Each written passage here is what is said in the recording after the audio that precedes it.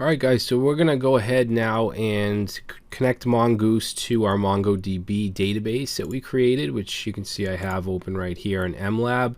Now the string, which is this right here, which starts with MongoDB, we need to put this inside of its own file in our config. Okay, it's good practice. You don't want to just stick it right in your code. So what we'll do is create a new folder called config.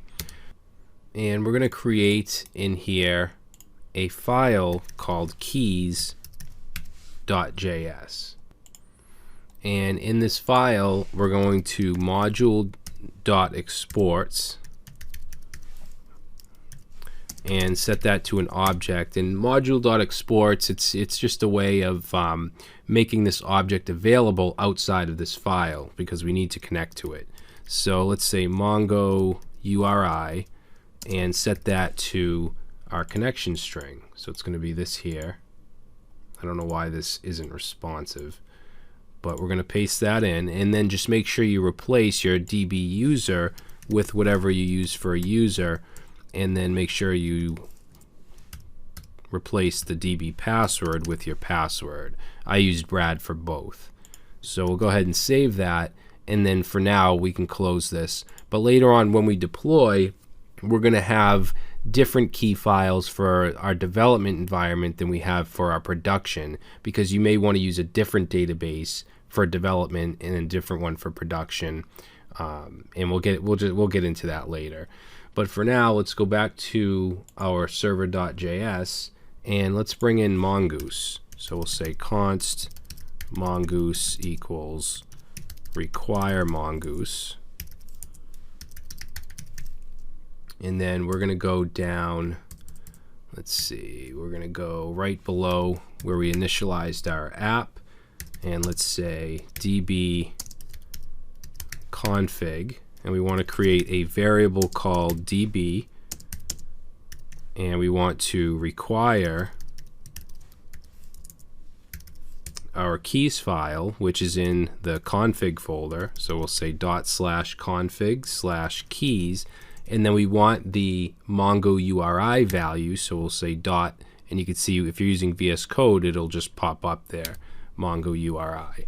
Okay, so it's pertaining to this right here, whatever this value is. So that's our DB variable.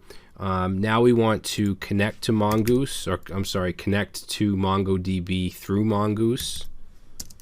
So we'll just say connect to MongoDB, and we do that by using Mongoose. So we'll say mongoose.connect and pass in that DB variable. Now we can use a promise here. We get a promise returned, which means that we need to use .then. I'm actually going to put these on separate lines. Let's go ahead and tab that over, and then we'll put this on its own line. So the .then is basically success. So if it connects successfully, I'm going to put an arrow function here and just do a console.log, and we'll just say MongoDB connected. Now if there's an error, if something goes wrong, then we want to do a .catch. This is how JavaScript promises work. And in here it'll give us an error, and then we just want to console.log that error. All right, so that's how we can connect to our database. So now let's save this, and now down here you can see MongoDB connected. If I were to go and change inside the keys files, change something like mess the password up, I'll put a 1 in here and save. Now you can see we get all of these errors, and it just says right here, Mongo error, authentication failed. That's coming from this error right here. Since it wasn't successful, it runs the .catch. Okay, we get the error, and then we're just logging it. So let's just change that back, and then it should just say MongoDB connected again. All right, so now we have at least our connection set up.